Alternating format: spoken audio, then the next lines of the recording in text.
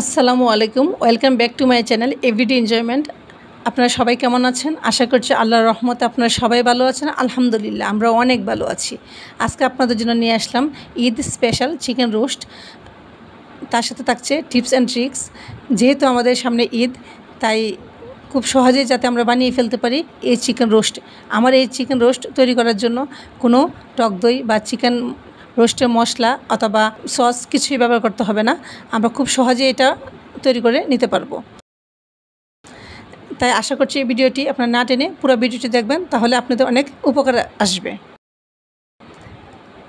আর যদি আমার এই রেসিপিটি আপনাদের ভালো লেগে থাকে, প্লিজ চ্যানেলটি সাবস্ক্রাইব করে দেবেন, লাইক, কমেন্টস এবং ফ্রেন্ডস এবং ফ্যামিলির সাথে শেয়ার করে দেবেন।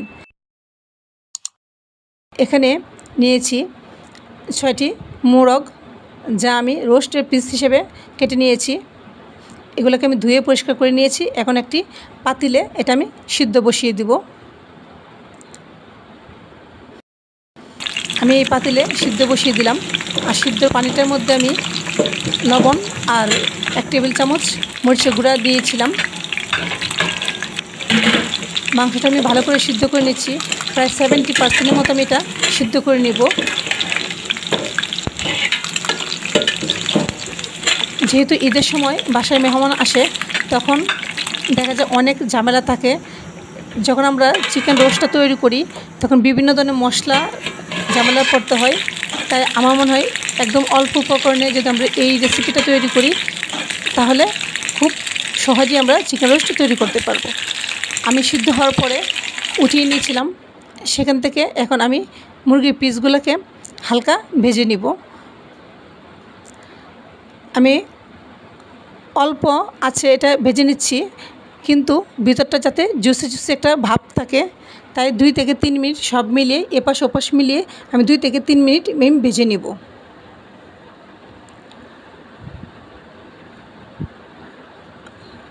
আমি একটু উল্টিয়ে দিচ্ছি,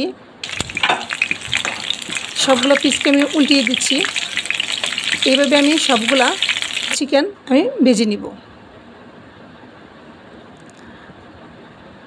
আমরা এটা চাইলে আস্ত মোরগ দিয়ে তৈরি করতে পারি, আবার চাইলে এভাবে কেটেও তৈরি করতে পারি। আমি এভাবে আস্ত মোরগ দিয়ে যখন তৈরি করি, তখন এটা আমরা মোরগ মুসাল্লাম বলি। আবার চাইলে আমি এটাকে 4 পিস করেও এভাবে তৈরি করতে পারি, কিন্তু একই মশলা একই উপকরণ দিয়ে আমি এটা তৈরি করব।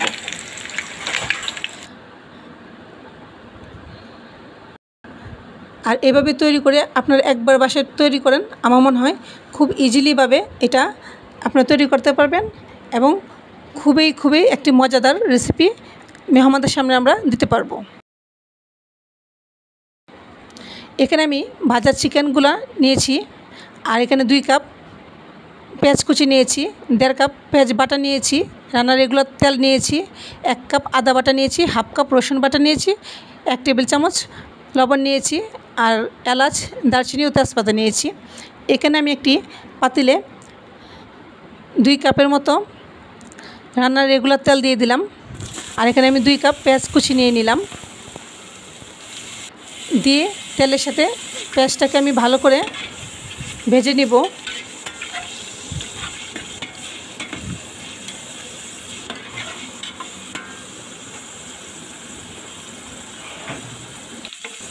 এখানে আমি তেজপাতা, এলাচ আর দারচিনির টুকরোগুলো দিয়ে দিলাম, আর তার সাথে লবণটা দিয়ে দিলাম।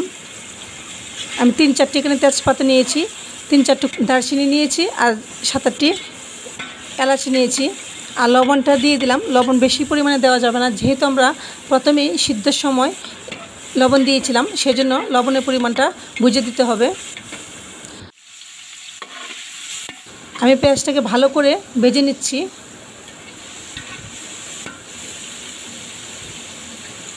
এখন আমি এখানে 1.5 কাপের মতো পেঁয়াজ বাটা দিয়ে দিলাম।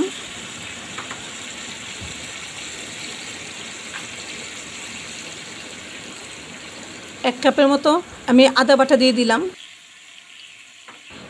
আর 1/2 কাপ রসুন বাটা দিয়ে দিলাম। দিয়ে মশলার সাথে আমি ভালো করে নাড়াচাড়া করে আমি এটা কষিয়ে নিব।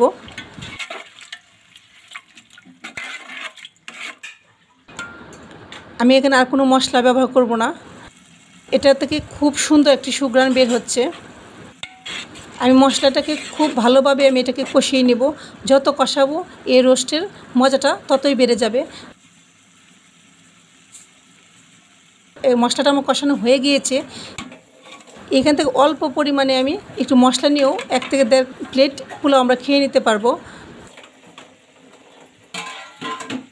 আমি মুরগির পিসগুলো ঢেলে দিয়েছি। এখন ভালো করে উল্টিয়ে পাল্টে মশলার সাথে আমি মিশিয়ে নেব।